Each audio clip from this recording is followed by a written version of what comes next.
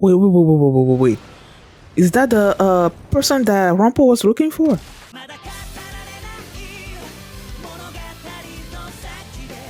Hi everyone, I'm going to react to Bungo Stray Dogs Season 4, Episode 4, A Perfect Murder and Murderer Part 1.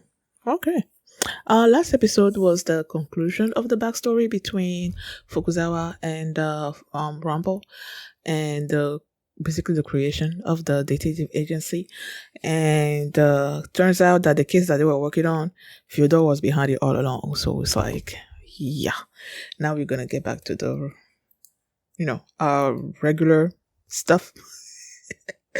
So yeah, that's what happened last episode. And before we get into this one, if you guys are my reaction, please give it a thumbs up, subscribe, and please consider supporting me on Patreon at patreon.com/feeling. And now let's start this episode. And here we go.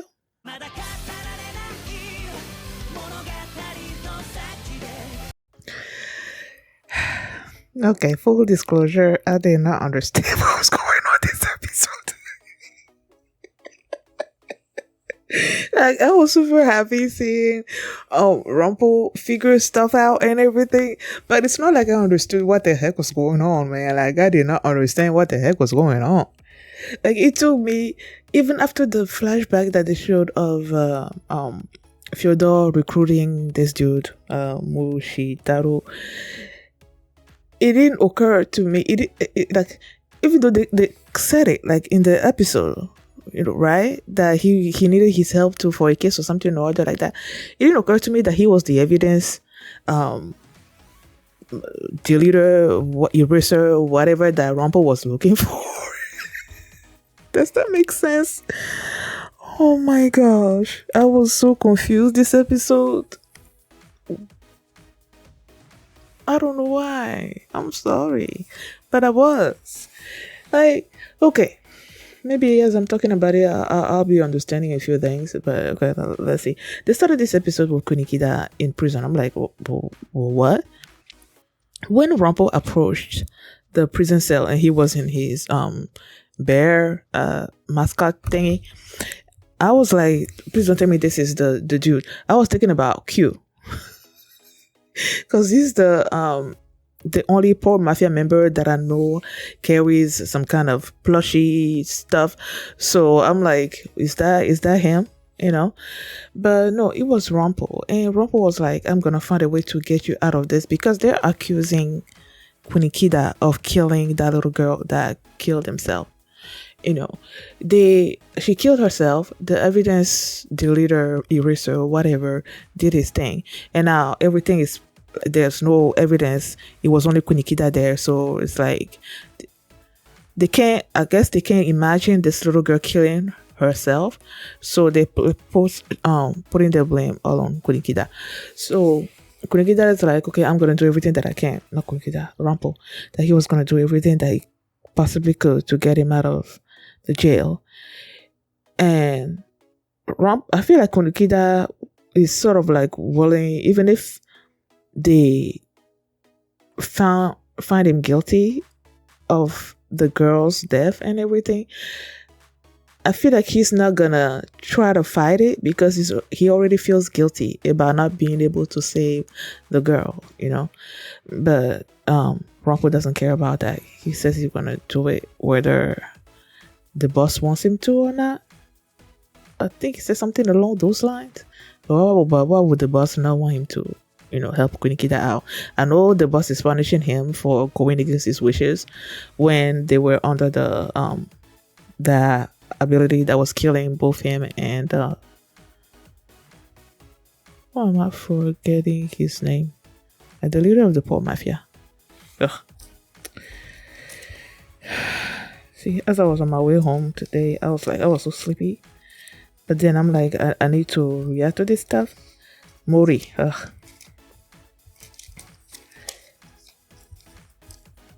When they were both, under threat of dying and everything, because he went against it, he's been punished by wearing this mascot thing and all of that.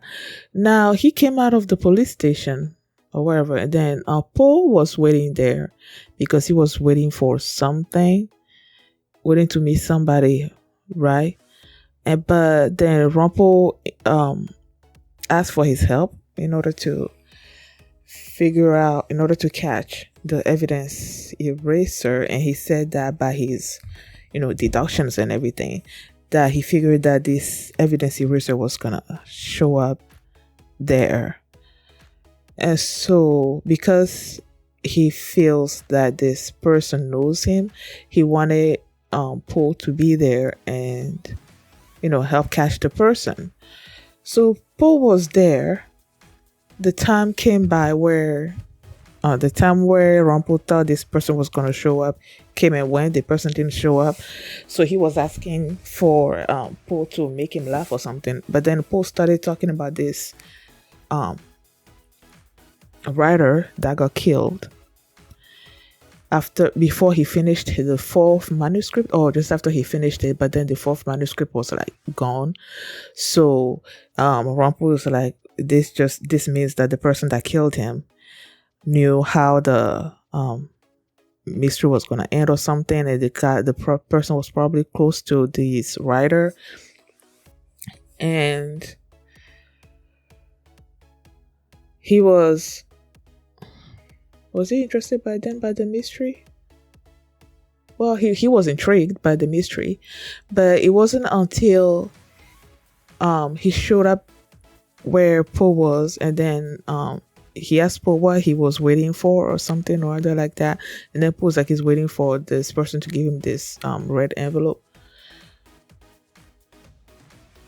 Wait a second.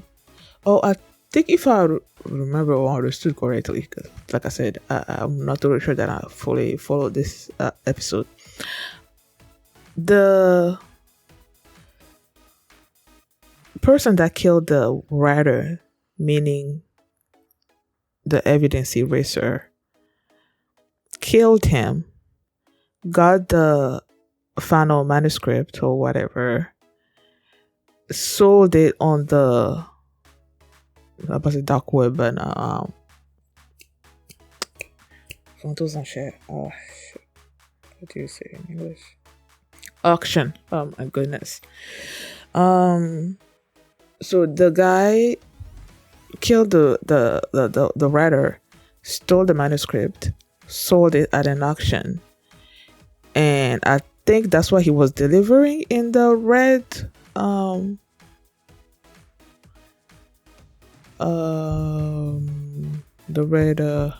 what's it? Envelope. Oh my gosh, people, I'm sorry. In the red envelope. But then as they took it, there was this red arrow on the thing that pointed upward, and then you see this body fall. And then I looked at the person. I'm like, wait, that looks like the person that Rumple was looking for. And then the person fell, and they mentioned it. They're like, yeah, do you think that Poe is like the one that said it? That doesn't that guy look like the one you're looking for and everything? And that's where Rumple got even more excited, I guess, about the Poe's mystery, that he wanted to talk to him, that they were talking about and everything, because he was related to the evidence eraser that he was looking for. So after the guy fell on the floor, Rampo and Poe went there, but then the police showed up and they were sort of surprised a little bit. Well, Rampo was happy to see Minoru-san, and probably because since they have this rapport, he knew that he was gonna let him examine the body and everything, which is something that the killer wanted to prevent. That's why he called the police there, so that the detectives wouldn't have time to do anything, to touch the body and examine the evidence or anything. But since Rampo and Minoru have this relationship, he got to examine the body, and then they figured out how the body fell from the floor, with the one shoe that fell off from the guy's body, which they said that the killer replaced one shoe with his own shoe. Why exactly? I know he stomped on the face at one point, and I don't know. I guess he's trying to make him. was that how he used to look? Because he said at one point, the killer said at one point that that was how he used to look before did he say he changed his face? I don't know, man. I'm sorry. But yeah, so Rumple, Paul was so excited to see Rumple in action, when he put on the glasses and everything. But the guy had an ability where it's called the perfect crime. So when he uses it, like all evidence, everything is erased. So you can't, connect the dots and figure out who the murderer is. And Rumple was like, his face when he couldn't figure out anything was like, oh, I don't like it. Because I like to see that grin on his face when he figures stuff out. But he couldn't figure it out. And then he was just sitting there like on complete silence. Paul was thinking that since Rampo relies on his detective skills so much, that he wasn't going to be able to like get out of this water. But the guy's like, okay. And he's going back to the office. And meanwhile, you had the evidence. It was Moshitaro. You had Moshitaro just feeling proud of himself, and then I think they were showing us exactly how. At one point, he said that